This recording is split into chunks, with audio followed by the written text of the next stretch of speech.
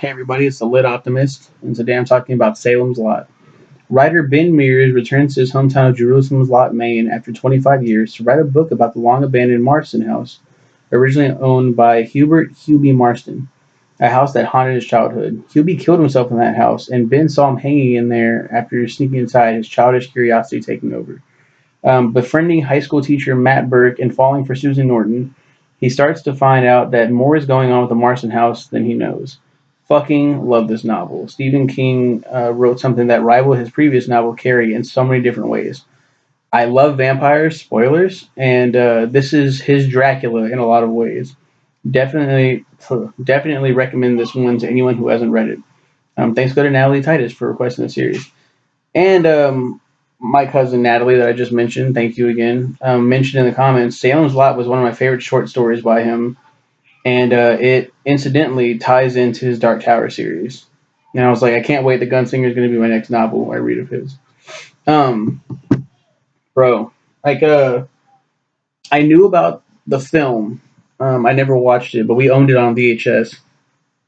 And I never watched it, but I love vampires. I love Dracula. I love that whole mythology and like the garlic and the fucking the shit that Hollywood made up, and also the shit that's actually in. Like you have to be invited in the trance. Like just so much. Can they transform into bats and different animals? And being placed into Ben Mears' shoes. This is crazy, and it's like I can't. Even though I love vampires, right? Like I even like Twilight and fucking what's that other shit called that I really liked? It was a series of books, House of Night series. I liked both of those, even though those are totally for like teenage girls. I was like, it's vampires, right? This is like hardcore. No, this is your fucking grandpappy's vampires. This is the shit that's like gonna haunt your dreams.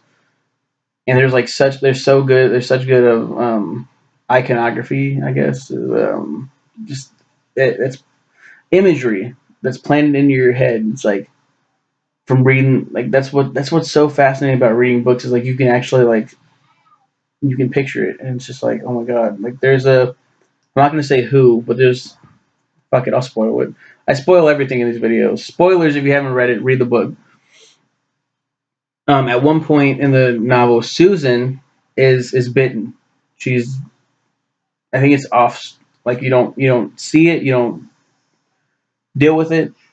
Ben knows it's coming though. He knows he's really scared that's going to happen to her. But he hears his name in the middle of the night calling to him. He's terrified to look at his window, but he does, and there is Susan floating there. All you can see is her pale face, her glowing eyes, her fangs, and she's like, "Come to me, Ben. Come on, open the window. Like I just want to kiss you. Come on, open the." And he's just like, and just that the picture of that face and just like smiling and just it's fucking terrifying.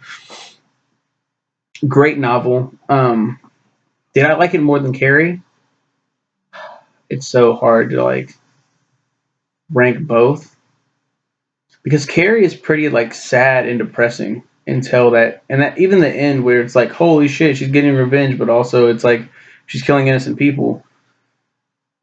This is like this has some of that too, like some depression. And writer and Ben Mears teams up with this kid.